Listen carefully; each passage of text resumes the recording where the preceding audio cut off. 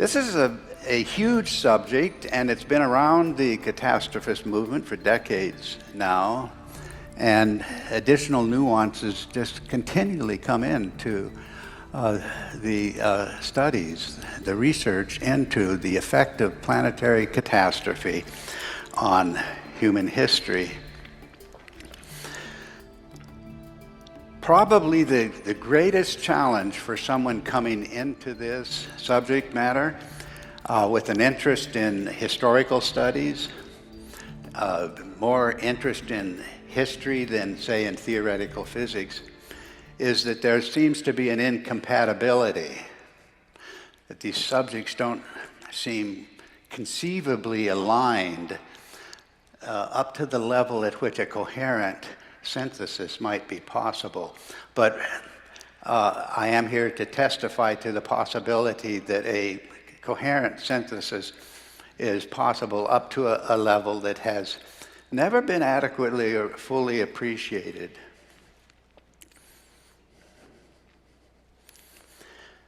It's possible through the lens of a new paradigm. And that lens is what gave Wal Thornhill and myself the possibility of a lifelong collaboration. It simply requires us to ask certain unasked questions.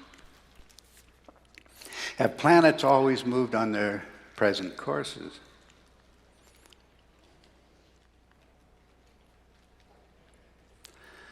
This idea that planets close to the Earth may have impacted humanity up to the level of provoking the early civilizations to whole new cultural expressions, storytelling, myth-making, and monumental construction, the birth of civilization itself. That consideration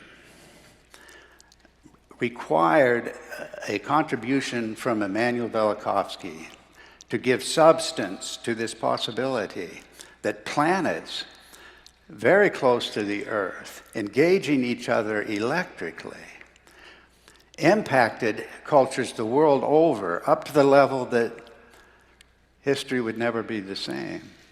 I was powerfully affected by Velikovsky's Worlds in Collision. In 1950, he published the book. I didn't read it until 1968.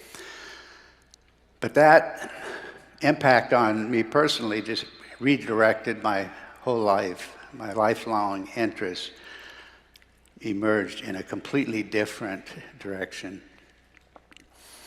I was the founder and publisher of a 10-issue series on Velikovsky that became, the first issue became a #1 bestseller on several campuses. And this book, Velikovsky Reconsidered, is a collection of articles from that series. Velikovsky's message in a nutshell: planetary instability within human memory. Human memories count as evidence. And electricity was highly active. Many people reading Worlds in Collision did not adequately appreciate, perhaps, that Velikovsky was vitally interested in the way in which electromagnetism could answer the dilemmas that would not be answered under Newtonian paradigm. The comet Venus. Nothing seemed more preposterous to astronomers than this fundamental challenge left by Velikovsky. Evidence that the words and the symbols for comets and the stories about comets were the stories of the planet Venus. Velikovsky insisted that the planet Mars was intimately involved in a phase of upheaval, the Earth and humanity powerfully affected, deeply affected by a close approach of the planet Mars on more than one occasion. And in these events, he highlighted the role of the cosmic thunderbolt, which has become a signature theme for us within the electric universe movement. And for some of us, just knowing that Velikovsky had an idea about the earlier dominance of the planet Saturn, this was not much in the public domain at all as I got to know Velikovsky, but I couldn't let go of this background conversation that Velikovsky had things to say about the original role of the planet Saturn earlier in the solar system history. And so I made a special effort to track down key ideas of Velikovsky on the planet Saturn. I went to the AAAS symposium on Velikovsky, 1974 in San Francisco, and it gave me a really vivid feeling for the nature of the challenge. Velikovsky was so fundamentally dismissed, and the conflict so unresolvable that I had to accept that anything I would develop in terms of a life's work, and I was well underway in February 1974, but I had to just accept that it would be an extremely difficult challenge to continue work up to the level of producing conclusions that I would see as reliable, given the nature of this huge divide, a seemingly irreconcilable divide between Velikovsky and mainstream science. I developed a most special interest in the mythic age of Saturn, received a contract with Doubleday in 1975. My book, The Saturn Myth, was published in 1980. And then there was a subsequent evolution of a theoretical framework, to which I gave the name the polar configuration. I came to believe very strongly that a focus on a configuration of planets close to the Earth several thousand years ago, just ahead of the the emergence of the first civilizations, whatever time frame your own chronological thinking would put to the emergence, the first appearance of civilized consciousness with all the unique emphases on symbols and writing and ritual practices, kingship, and so on. Whatever that date is, it occurs out of a prior epoch of history that was much, much different. So I want to actually today address a little bit about the phase before the rise of civilization, which had so caught my attention. Everything in the Saturn myth related to the earliest symbols of humanity expressed by the great civilizations. But it is clear that there was more to it. It became crystal clear that there are a set of forces that work against a novel idea in the sciences. And that includes just the personal cost of challenging authorities. But actually hanging even more deeply is the cost of being wrong. I mean, having to recognize that something was claimed, that we had claimed, I had claimed, it could not be supported and had to be changed. Now, and the fact is, there were critical junctures in the history of my own research. My personal investigations forced me to revise things that I had felt strongly previously, a kind of conviction, but that gradually unraveled under further research. And then, over all of this, there is this huge influence of the uniformity principle. As today, so before.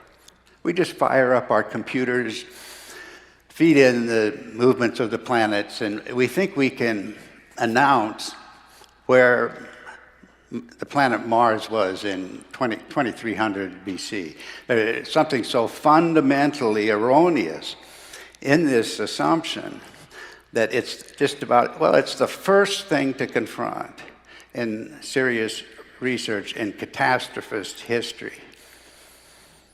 The idea that what happened in the past will happen again also infected all of the earlier cultures. They were all awaiting the recurrence of doomsday. They celebrated every New Year's the catastrophic transformation and reemergence of the world.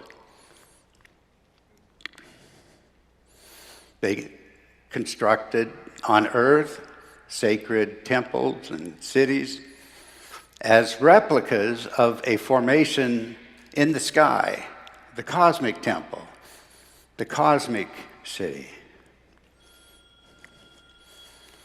And there is a pervasive influence of this assumption and a kind of identification between the motives of the gods and our own motives. So we grow angry, we get married, we commit crimes and so on. We argue, we go to war. The gods did the same.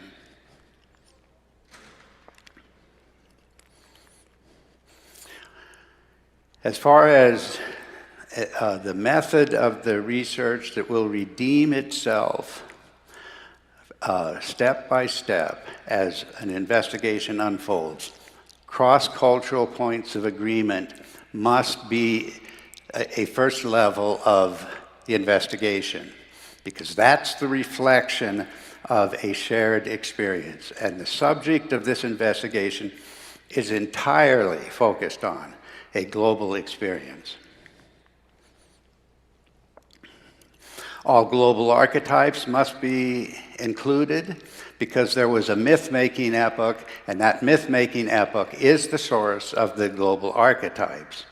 Highest priority goes to the earliest sources because they were the closest to the experience. And there's an observable, gradual degradation over the centuries where the archetypes are progressively lost or adapted to local circumstances and interpretations. So the authenticity is highest, closest to the event. And this is a worldwide experience out of which the great civilizations themselves arose.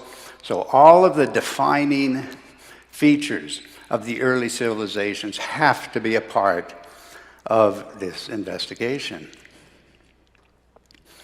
And that makes unavoidable this requirement that we be open to new possibilities, because so much of what is to be explored in the mythic archetypes, globally registered mythic themes, will never find an explanation in conventional terms. No archetype ever recorded globally, in other words, ever identified by cross-cultural investigation, will ever find an explanation in anything that we experience today.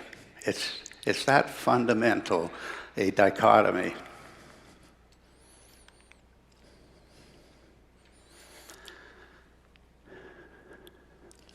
And if the events suggested here actually occurred, how could we know? If planets were actually hovering close to the Earth, engaging each other dynamically, electrically, cosmic thunderbolts passing between planetary bodies, how do we deal with evidence that has remained hidden as evidence for thousands of years?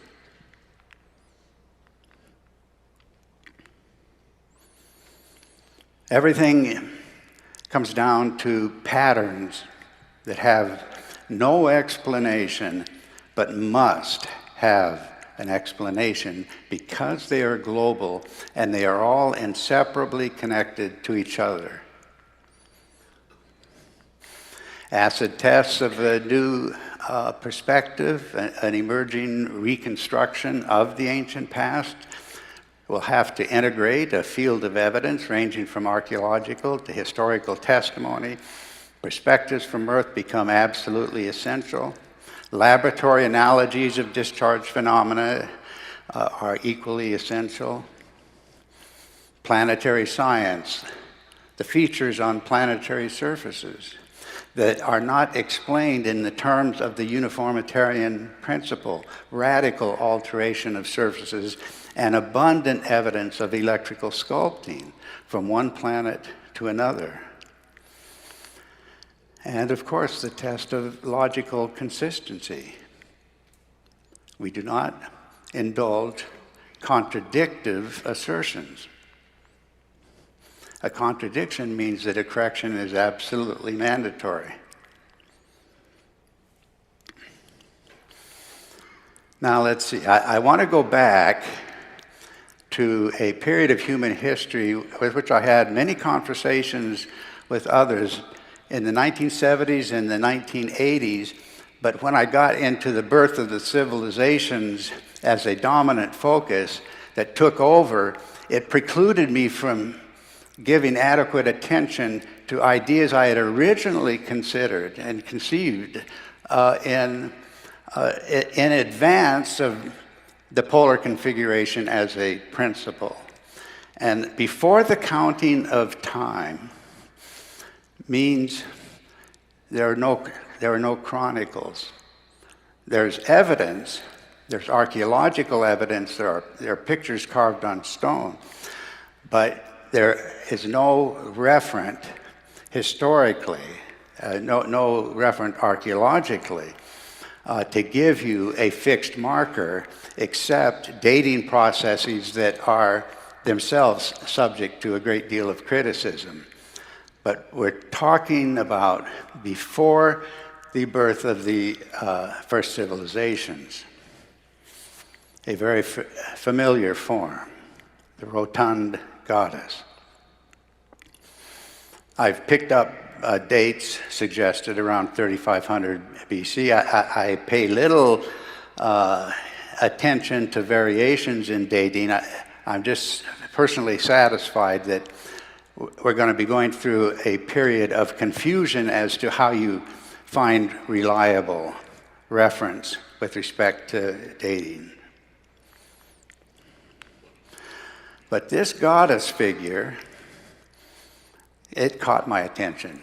There are a few people here, I think, with whom I discussed an idea about the goddess figure, the rotund goddess, the prehistoric goddess, before the rise of the great civilizations. There's something compelling.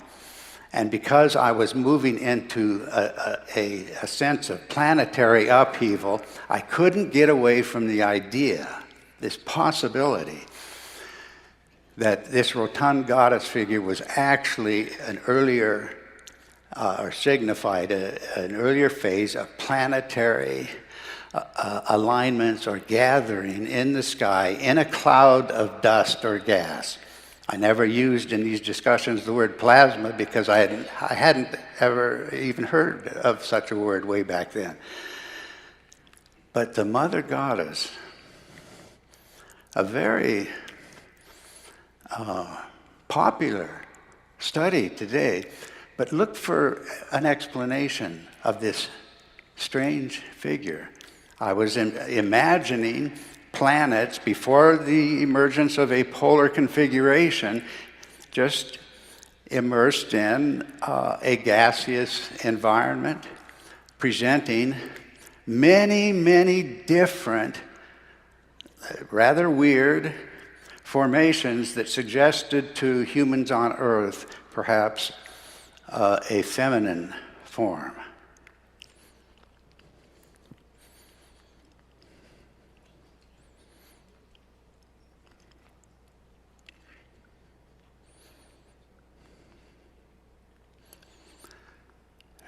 There's something compelling about the underlying consistency of the ideas. At the same time, the lack of precise accord is at least as obvious.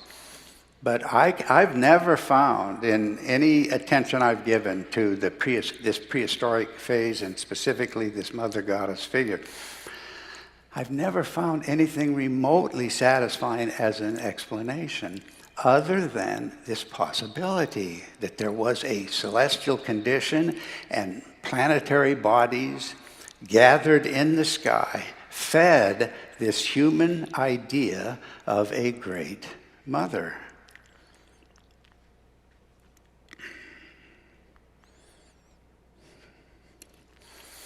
Now, some of you will be familiar with this form, and we're out of the Paleolithic period, fully into a Neolithic phase of human history, the earliest emergence of the great civilizations in Egypt and Mesopotamia. And this is different. What is opening up here in terms of my own lifelong work is a sense that something fundamentally new appeared in the sky. And this is associated with a Neolithic goddess form. You see these forms heavily emphasized in Egypt, for example, from where this comes.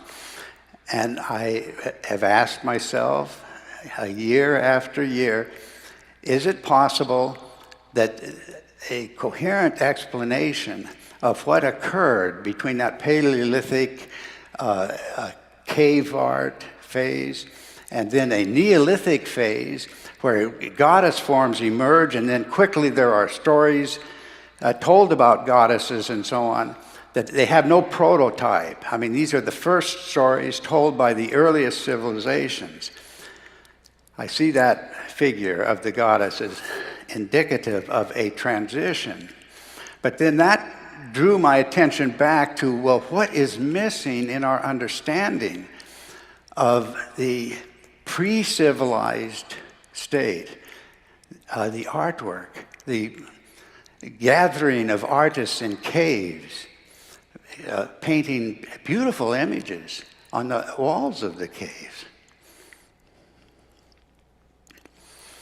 Now, I want to just suggest an idea and then see if this can find substantiation in some of the evidence I'll present. But here's the idea. There was a phase of history before the rise of the civilizations in which the Earth moved through a cloud of gas and dust, plus rocky material, deadly falls of debris from the sky, forced humans into caves. And in that environment of deprivation, they experienced a yearning for what was lost. And what was lost was, under whatever name the culture might use, the happy hunting ground. This open expanse of natural abundance on Earth that ended in horrific catastrophe, driving human beings into the refuge of caves.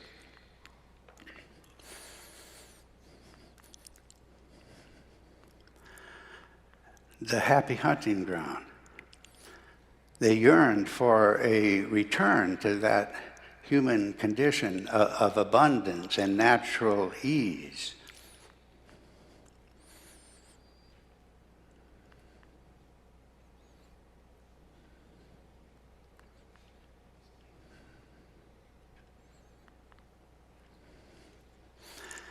So having a frame of reference with respect to an occasion of catastrophe, forcing humans to retreat to caves where they yearned for a return to paradise, raises a question then about that natural environment. Were human beings driven to find that refuge in a cave.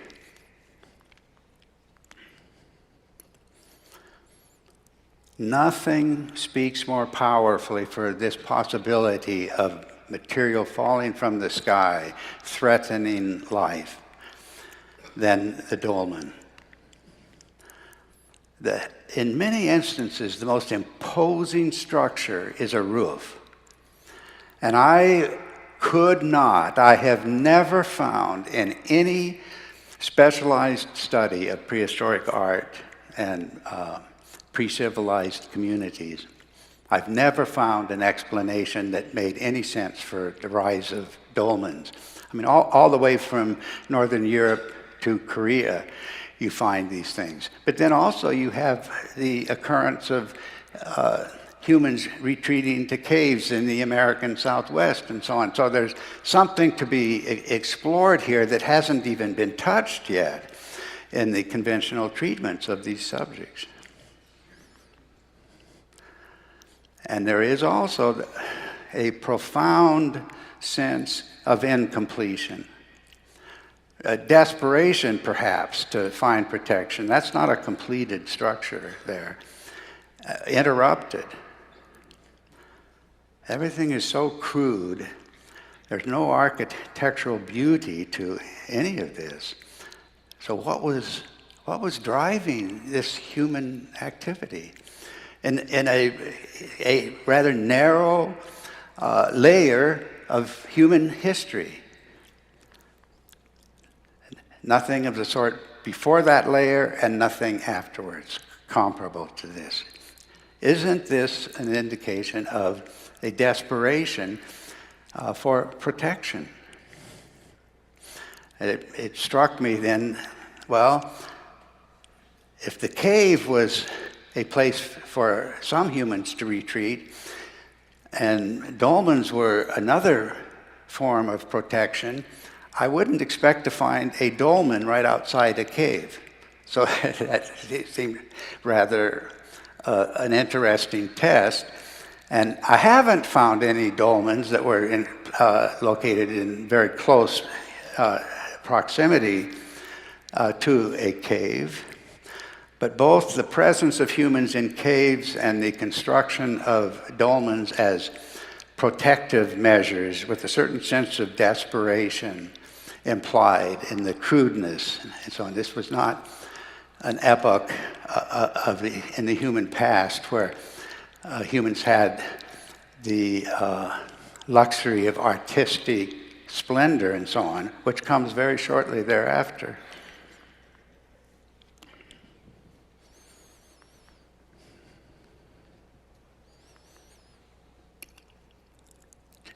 Was humanity threatened by rocky debris falling from the sky?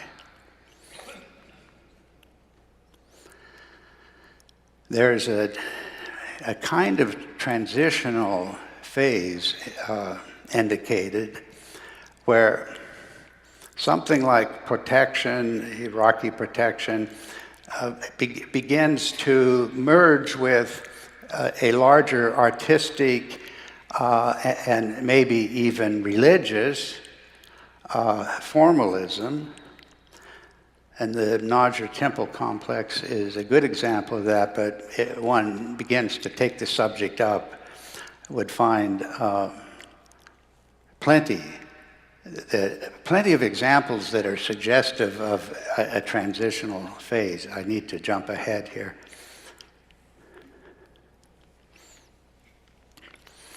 Then there is the myth-making epoch. And this is an entirely new, explosive emergence of imaginative expression, where there's a bit of absurdity involved.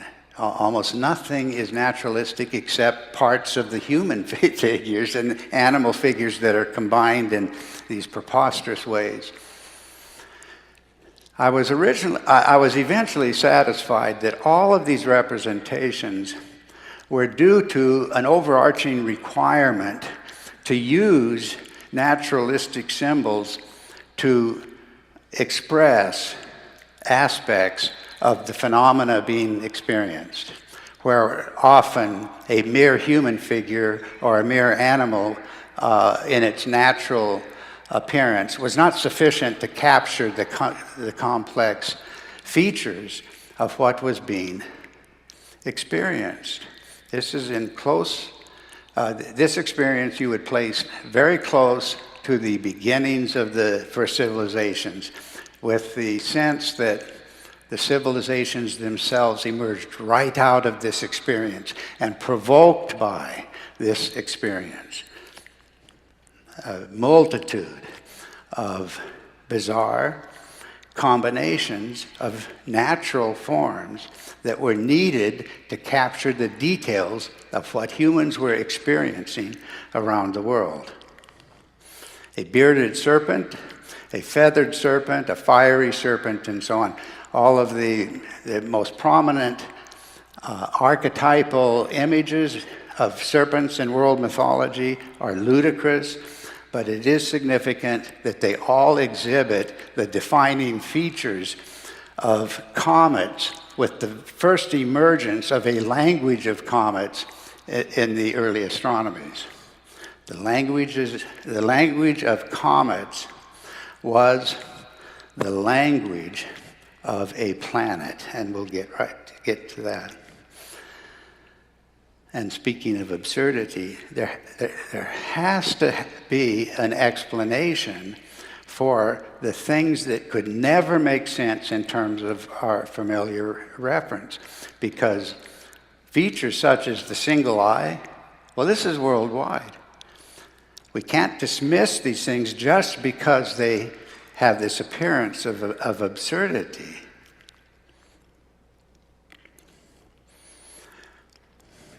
But everything, as it comes to be expressed with the expansion of artistic representation, everything just appears completely disconnected from what we know, what we actually observe. And yet, the signs and symbols of that human experience are global.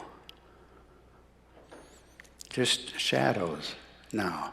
Nothing to give them real life or believability. Leading to the question, what was the age of gods and wonders? There would not be a civilization emerging, let's just say 5,000 years ago, that failed to remember a mythic age of gods and wonders. The gods ruled for a time, and then they went away. Now, is that a natural story to tell? It just seems too well focused on a human memory that has to have an explanation.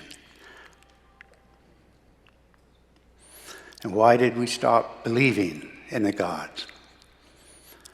Well, we stopped believing because the natural order no longer supported any of the myths.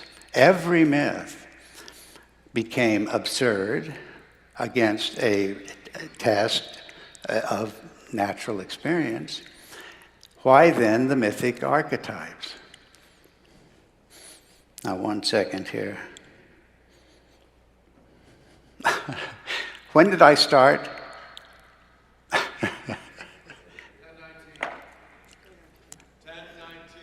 10:19. Okay, if somebody could give me a 3-minute warning, I'll have a good sense as to how to wrap it up. 10 minutes left. Super, thank you. One of my favorite quotes of all time.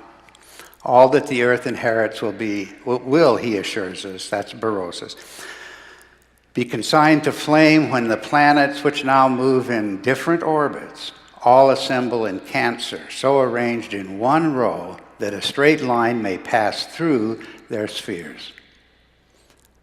Talk about absurdity. There's no basis in human experience ever in planetary history to posit this sort of primeval state of things.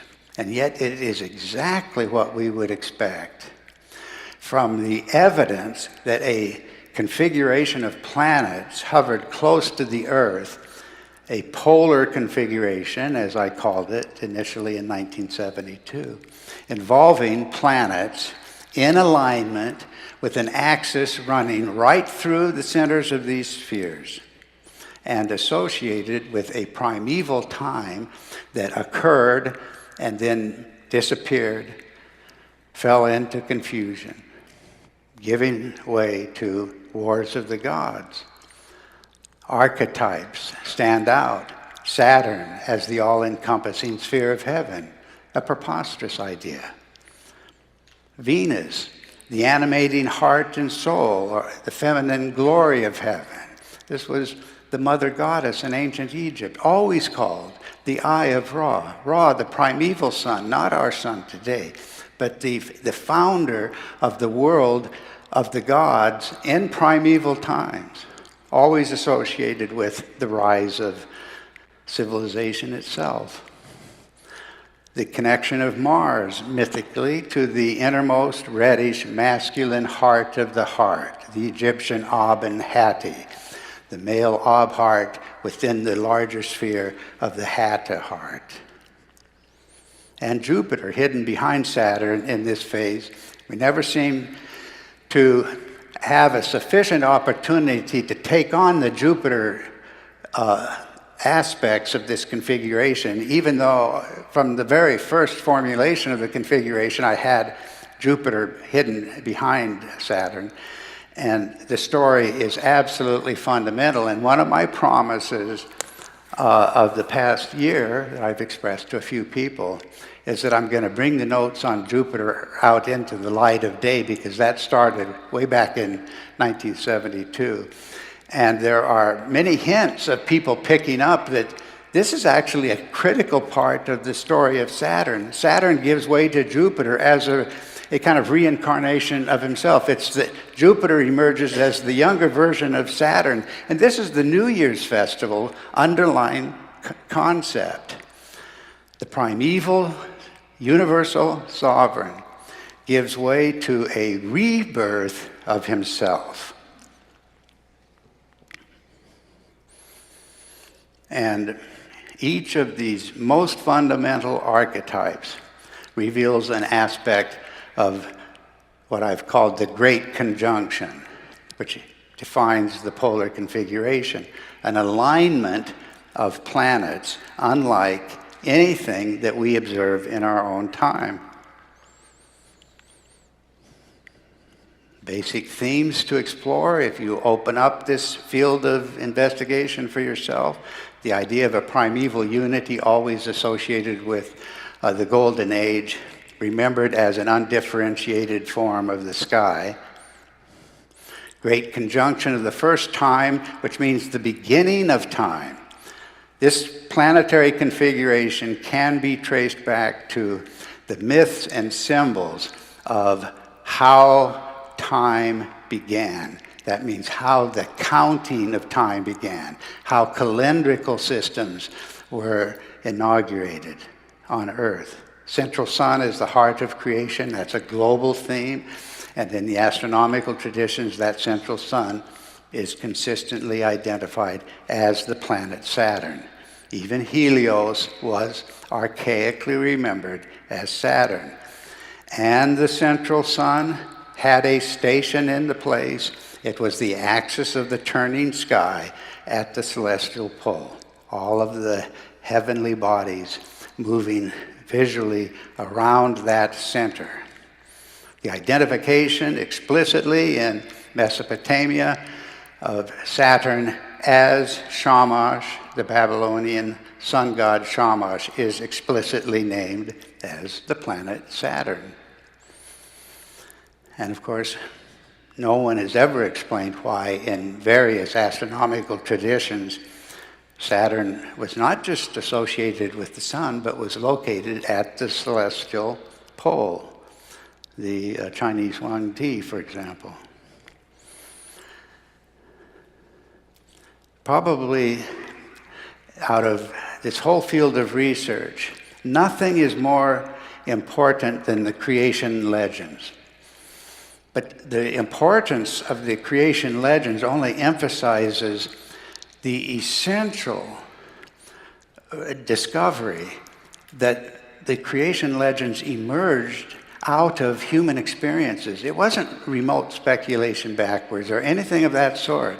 The creation legends involved human beings recounting how the gods themselves, in the beginning of time, created a huge towering edifice in the sky as their homeland. This is the land of the gods, the place where the wars of the gods occurred, the place of creation. And this evolving configuration in the sky I have proposed is the entire subject of world mythology. And I'm satisfied sufficiently now with the integrity of that evidence to say there are no other myths than those that relate to the history of the polar configuration. No other mythic archetypes. So I'm not making a statement about a local story or anything of that sort. But if you find a global pattern, I will assure you that it will have an inseparable connection to every other global patterns, and the net, the aggregate effect of those connections will be the story of world mythology.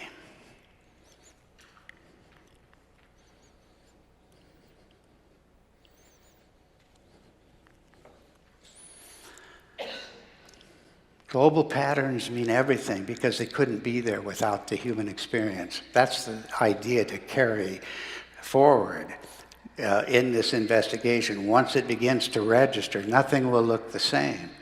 Venus was always the mother goddess in every land. Nothing in the appearance of Venus that could be identified either in any, from any vantage point on Earth or anything of that sort would have any bearing on this universality of Venus as the mother goddess. And Venus as the great comet. There's been a great deal of discussion of the cometary aspects of Venus. You can find many video presentations relating to the comet Venus on the Thunderbolts Project website, the Thunderbolts Project YouTube channel, and so on. Mars is the cosmic warrior wielding a cosmic thunderbolt that looks nothing like lightning. Cosmic thunderbolt, no connection to the appearance of lightning, association with the ancient warrior, and identified as the planet Mars. Mars also presented as a great pillar or world mountain stretching between the earth and the center of the sky, the domain of the gods themselves in primeval times. I've really not in recent years said anything about the primeval seven, but people ask me, well, on the Saturn myth, those seven lesser bodies in the presence of Saturn, what are they? And I just identified them as the primeval seven. Another worldwide theme. How's my time doing right now, Bill? 2 minutes. 2 minutes, perfect.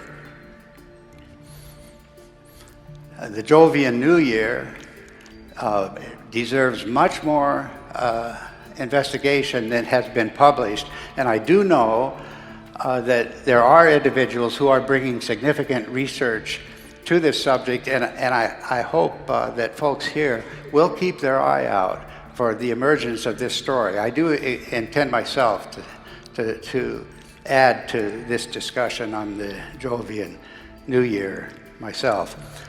This is actually the place for me to stop. Is that all right? 2 minutes? Yeah, okay.